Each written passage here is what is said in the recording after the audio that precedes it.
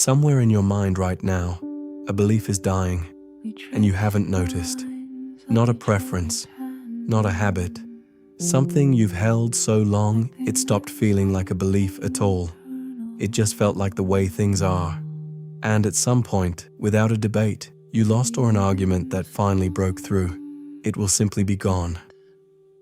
That's what I want to talk about today. Not how people are argued out of their beliefs, not how facts triumph or how debates are won, but how belief actually ends. How a person, privately, without fanfare, without even noticing the exact moment it happens, genuinely changes their mind. We are living through an era of the loudest, most relentless exchange of arguments in human history. Every platform, every comment section, even the dinner table has become a place where people sharpen their positions, fire them at each other, and walk away exactly as they arrived. More information than any generation before us, more access to opposing views than ever. And yet, by most measures, people are becoming less willing to update, not more. That is not a coincidence, because the way minds actually change has almost nothing to do with argument, and almost everything to do with something quieter, something most people never think to look for, because it does happen, more often than we think, and almost never the way we expect. We have a theory about how minds change. It goes like this: present the evidence, expose the flaw in the logic. Be clear, be direct, be right. The other person will see it. They will update. It is a perfectly reasonable theory. It describes almost no one in reality. In 2010, two researchers ran a series of studies on exactly this. They showed people factual corrections to political claims they already believed, claims that were demonstrably false. The corrections were clear. The evidence was real. In many cases, people didn't just ignore the correction. They became more convinced of the original belief after seeing it. They called it the backfire effect. Later research complicated the picture. It doesn't happen to everyone in every context, but the core phenomenon is real, and most of us have lived it. Think about the last time someone tried to argue you out of something you actually cared about, even if their reasoning was sound. Even if you couldn't find the flaw in the moment. What did it feel like? It felt like an attack. Not on your idea. On you. On the version of you that believed it. And when something feels like an attack, the body doesn't open up to reason. It closes. It defends. It digs in. Argument triggers defense. And defense is the enemy of change. Not because people are irrational, but because the belief isn't just a thought sitting loose in the mind. It's attached to something deeper. And that deeper thing is not reachable through logic alone. So the question becomes, what is it reachable through? The honest answer is this: it doesn't arrive as an argument at all. It usually begins with an experience that doesn't fit, not a fact someone hands you. Not a study. Think of it as a moment, something you witness or feel or move through, that your existing belief simply cannot explain. You don't update immediately. You don't even register it consciously as a challenge. You file it somewhere below the threshold of attention and keep going. Then another moment, and another, each one arriving quietly, each one landing without confrontation. And at some point, usually alone, usually in the middle of something entirely unrelated, something shifts. The belief doesn't get defeated. It dissolves. Researchers who study this describe it as a slow accumulation, followed by a quiet threshold. Imagine a glass being filled drop by drop, imperceptibly, until one moment it overflows, and you cannot point to the drop that did it. What accelerates this process is not better arguments. It is exposure. Exposure to different kinds of life. People who spend sustained time around people unlike themselves, different backgrounds, different ways of understanding the world, tend to update more. Not because those people debated them, simply because the proximity multiplied the moments that didn't fit the old map. Travel does this.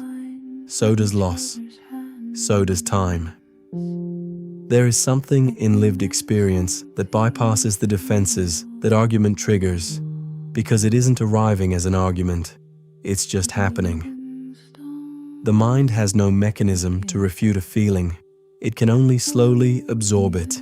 You cannot argue someone out of a belief, but life can dissolve it. But here's where it gets hard, and this is the part most conversations about belief change completely miss. You might be thinking, fine, so remove the adversarial framing. Don't argue, just expose people to different experiences gently. Create the conditions for the glass to fill, and that does help. But it still doesn't solve the deepest problem. Because the reason changing your mind is so hard isn't about tone or framing or how carefully you present the evidence. It's about identity. We don't just hold beliefs. In a deep, structural way, we are them. When you've believed something long enough, especially something about politics, religion, your family, how the world distributes fairness, it stops being a position you occupy. It becomes part of how you understand yourself. It's woven into your story of who you are and how you came to be here. To change the belief is not to update a position. It's to revise the self. People who've gone through major belief changes often describe something like grief in the aftermath. Not just for the belief, but for the community that came with it. The shared language, the feeling of being oriented, the particular kind of certainty that made the world feel legible. This is why the people who change their minds most readily tend to share one particular trait, and it has almost nothing to do with intelligence or education or how much information they've consumed. They've separated their identity from being right. Their identity is not person who holds these beliefs. It is person who figures things out. That is a subtle distinction, but it changes everything. Because if being wrong is just information, not a threat to who you are, then updating isn't loss. It's the whole point. The game isn't to have been right all along. The game is to keep getting closer to the truth. These are people who are genuinely more interested in getting it right than in having been right. That sounds simple when you say it out loud, but it is apparently quite rare. So what does it actually look like to hold beliefs more loosely, without becoming someone who stands for nothing? It doesn't mean having no convictions. People with genuine intellectual humility often have stronger views than most, not because they inherited them, but because they've revised them many times over, and what remains has survived contact with the actual world. It looks like being able to say, I used to think this. Here's what changed, without shame, without performing consistency for an audience that isn't even watching. It looks like being more curious about why someone believes something than about why they're wrong, not as a rhetorical strategy, as a genuine disposition, a real interest in the shape of another mind. It looks like noticing the moment you feel defensive, and instead of defending harder, asking, what is this feeling protecting? Defensiveness is always a signal. It means something matters, and the things that matter most are the ones most worth examining. There is a kind of courage here that rarely gets named, not the courage of winning an argument, but the courage of waking up one morning and thinking, I don't think I was right about that.